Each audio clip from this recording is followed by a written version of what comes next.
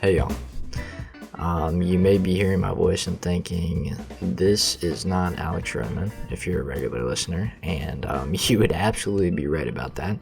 My name is Asher Smith, and I'm the producer for this podcast. I've shown up a few times before, like I think Alex has mentioned me, but we've also had a conversation in one of our episodes, and I'm that guy, if you wanted to know. But this is an unnatural intro, if you're also a new listener. Alex was unfortunately not able to do a new recording for this week, but I do have a collection of internal messages that he sent out to his company, Mountain Leverage. And I just came across these pieces, and I thought they all worked together really well. So it's 3 different times he sent out messages, but it's 3 kind of pieces that come together and kind of wrap up nicely with each other. So first you will hear his comparison to his company, Mountain Leverage, to the likes of the story of Netflix and how they kind of developed into their strategy. Then he'll talk about Dr. Pepper, kind of along the same links as analyzing strategy for Dr. Pepper. And then you'll hear him wrap it all up, talking about uncertainty. And I feel like they all work together really well. This could apply to your business. This could apply to your individual life. You know, if you're facing uncertainty, if you're facing times where you really don't know what you think you're going to do or what your strategy is moving forward, even if it's not necessarily for a business, I think he really addresses these topics well.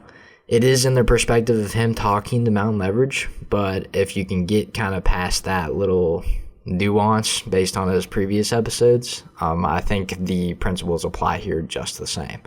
So we appreciate you guys taking a listen. If you have any feedback for this type of format, we have an email in the show notes of this episode, so you can definitely reach out to us, or you can fill out the link to the Google form below as well, and we will get that and we'll review that, and we will definitely implement your feedback because we appreciate anybody's feedback that they can provide, and anytime you can provide to help us make this show better. But let us know what you think about this, and without further ado, I'll let Alex get right into it. What I want to talk about is more just when I talk about lots going on, there are lots going on. There's a lot of tactical stuff happening, but there's also a lot of strategic shifting and things happening in the market that I think we should take a moment to discuss at a super high level. And I've spoken about this before, but it's been a bit. At a super high level, our strategy is really, really fundamental and simple and kind of natural, if you will. Think of the movement of water. We are heading a direction. We've got a direction we're heading, and that's let's just call it north, right? We're heading to our true north. But like water, following a stream or a river, we encounter obstacles at times. Sometimes we go around those obstacles. Sometimes we go under, over, and even through. And sometimes that takes a long time to seep through, and other times it busts through. And that is at a fundamental level how I approach strategy. I've got a place we want to be, and we will get there. And sometimes we make minor adjustments along the way. And that's not unique to us or anything, but I embrace that. And so I think it's just important as we see so many things changing and big things that we feel like may really impact our strategy. It is easy to be overcome with that in terms of anxiety, maybe in the fetal position, whatever else. Maybe you don't, and I really don't, honestly. But I do have moments where I'm like, holy smokes, are we doing the right things here? What are we doing? How are we going to accomplish this? How are we going to survive that? And you sweat it a lot. But I will say, I'm comforted at times. First of all, we have made a ton of decisions over the last several years that continue to show up as, boy, I'm glad we did that. It's one of those things. And I'm glad we're doing that, or I'm glad we're heading that direction. We got a lot more work to do, but there's always work to do. And I think in this moment, when you look back at history and you see what's happened with countries or kingdoms or businesses or individuals, even your own life, family decisions, things you've made in relationships and sports and whatever, there are moments that seem so seminal and so clear when you look back. But in those very moments, in the real time, they aren't always like a Robert Frost, fork in the road kind of thing. It tends to be a season of change or a momentum over time. And yes, there are times where you take a hard left or a hard right, but oftentimes it's a series of events, a series of changes, a series of adjustments that lead to, when you look back, a culmination of a clear strategic shift. And I sense we are in the midst of one of those, kind of always, to be honest with you. Again, harkening back to water, kind of always making its adjustment, heading where it's going. But when I look at where we are today in the market and I see some of the challenges, and we could talk about specifics, and there's time for that. If I do that now, we'll be on this flow for hours. But I just want to talk generally. We have many challenges coming our way, and there are crossroads we've passed, and there are some ahead. And you could point to lots of things through history, but there's a company I'd like to just draw a metaphor to right now, or an analogy to. And it's, look, anytime you use an individual, a company, a country, anything in history, a myth, whatever, there are always imperfections and challenges and things you can point to the dark side of that. Yeah, I recognize all that, but I want to follow with me on this metaphor, looking at Netflix, right? So we all watch Netflix and whatever, and you can love them, hate them, whatever, but they have been super successful. And I think what's interesting about them, and I won't harp on it a ton, but they have always focused on their culture, and they have made some huge gaffes. They've had some huge challenges in their path, and they are the big dog in streaming right now. But let's talk about where they started. They were once a small DVD rental service. Similarly to like how we started as a small reseller of Vocalect and ultimately grew from there. They were a small reseller, a value-added reseller of what the media industry created. But they saw an opportunity, not just to adapt, but to lead a revolution in entertainment through streaming. Imagine all the challenges they faced in the moments of, oh boy, here's a leap.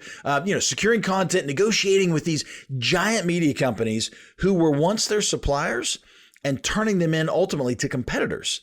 It was a daring leap, and transitioning, and it wasn't just one leap. It was moments, many moments, right? Seasons of moments. But they would transition from relying on others to give them stuff to actually producing their own content in addition to that. In fact, leading with their own content, stepping directly into the arena with the biggest names in the industry, or in the world for that matter. We're kind of at a similar juncture. And like Netflix, our move isn't without risks for sure, but there you can look to so many moments in history, whether they be key seminal battles in history, or again organizations where the maybe the smaller, more nimble challenger had an important strategy, understood who they were and what they were about and what they wanted to go, had a fervor for accomplishing that goal, and leveraged terrain or innovation or whatever they had at their hands against a much larger, more established foe, and were able to succeed. Of course, there's lots of examples where they didn't. And so we'll learn from all of those as we look at history. But oftentimes the successful ones can turn their disadvantages into strength, or what would seem to be disadvantages. And I think, we will leverage our agility, our innovation, our market position, all of that in ways that we can outcompete larger competitors. I mean, this is our moment to redefine the landscape of this market. And it's much more about, much more than just survival. It's about setting a course for a future where we lead and innovate. And I think that's critical. And so, it's at this point in this season, it's just like military strategists like Sun Tzu, who talks about the art of war, teaches the importance of knowing when to fight and when to use terrain to our advantage. We're going to have to choose our battles wisely and innovate strategically. But I really think as I look at the market and I see what's happening, I see some of the strategic decisions we're making, some of the successes we're having, some of the new ideas that we have, all of that has us on the brink of something transformative. But it all comes down to where I started with the example of Netflix. The strategies are cool. Yeah, that's great. And they've got to be good ones, of course. But what really makes us work, what really makes us strong, what really makes us anti-fragile and be able to come through this on the other side successful and victorious is going to be is each of us and what we do and the focus that we have. So we're going to be talking about that a lot over the next several weeks. There's so much going on, and it's easy to bloat all the checklists and things we've got to accomplish and all the processes and all those things. But really boiling it all down, if we're going to boil everything, it comes down to each of us bringing our best to the moment of what we do, to the point of attack in our work, and executing at a high level. And that's what makes us magic. I think y'all probably saw in the news recently where Dr. Pepper became the number 2 soft drink distributor maker out there. And I just kind of dug into that a little bit. And it's really interesting. Dr. Pepper, their strategy maybe isn't so dissimilar to ours. I mean, if you look at some of the history, it's kind of neat. But a couple things kind of stick out. Two things really stick out that I think is interesting for us. One, they were able to navigate the whole red system versus blue system. So like Coke distributors versus Pepsi distributors, and never the two shall meet, right? So they had contracts and you can't sell another cola. You can only distribute our cola, whether we're Coke or we're Pepsi. And Dr. Pepper was able to navigate that by basically saying, we're not a cola. We're just not a cola. And they were able to get in both distribution lines. So if you ever go to a restaurant, you'll notice if they only have Coke products, they likely or might have Dr. Pepper. If they only have Pepsi products, they still might have Dr. Pepper. So Dr. Pepper found a way to be everywhere. And that's interesting in and of itself. And I apply that to our strategy where we are coming in this next model of trying to be a ubiquitous presence in the voice market. Are you running Honeywell? We're here. Are you running Lydia? We're here. There's MCL, there's other things we're considering, but we'll have the capability to engage those and, our own and whatever else. So that's just interesting to me that you can kind of slide in and be everywhere. There's other people have decisions on that. And it's never a one-to-one in terms of one analogy to another. But the next piece is also interesting. I didn't really think about. One of the things that they hang their hat on at Dr. Pepper is their unique taste. And I think we can all agree there's a unique value and unique taste that Dr. Pepper has. Now, they've added lots of flavors and all this kind of stuff too, but just generally the uniqueness. And I think that's important for us as we're navigating our strategy to not just be unique for unique sakes, like what's that, Austin, Texas, like keep it weird, Austin, right? It's not about being weird or unique. It's about finding that unique path that brings that unique value to the market. And again, I think we are positioned in a way to do that. And so it's funny. As I was kind of digging into that whole Dr. Pepper thing, because it was curious to me. We may be more aligned. We talked about being aligned with Netflix and their path. And I guess maybe this is one of those things, you buy a blue car, you see blue cars everywhere. Maybe I just see Mountain Leverage overlaid of everything that looks successful because that's where I want us to be. And I think we are. So I don't know. I'll take it. Anyway, and I want to go back to this concept of uncertainty and just take a moment, just bear with me just for this moment. Kind of, sometimes I go down these rabbit holes and, in thinking about uncertainty and what's going on with AI, you can almost begin to hyperventilate and think, oh no, and you got lots of people doing that. Oh, my job's going to be done or whatever. And of course I think, what are we going to do? What technology is going to come eat our lunch and what AI is going to make us obsolete? And, that's a never ending catastrophizing cycle. But at the same time, if you can find a way to embrace that uncertainty, it can be pretty powerful. And as I was kind of having that thought exercise, it occurred to me that's possibility. I mean, that's how we embrace possibility. We embrace it. Possibility doesn't come with a paint by number path. It doesn't come with a step by step, waypoint by waypoint, knowing exactly where you're going to go. Possibility in its nature is what's potentially possible. There's an infinite amount of opportunities potentially. And, that's balanced obviously by accountability when you look at the pact, right? But I love that whole concept. So I started digging kind of further and, the poet John Keats in a letter to his brothers, it really kind of touches on this in terms of, I think, maybe how I'm trying to see my own approach towards this, my own thinking of all the uncertainty that's out there. And it's always been there and it always will. There will be some new uncertainty, right? That's the life that we live. But anyway, in a letter in 1817, he wrote a letter to his brothers and about this kind of epiphany that he just had. He says, "At once it struck me what quality went to form a man of achievement: negative capability."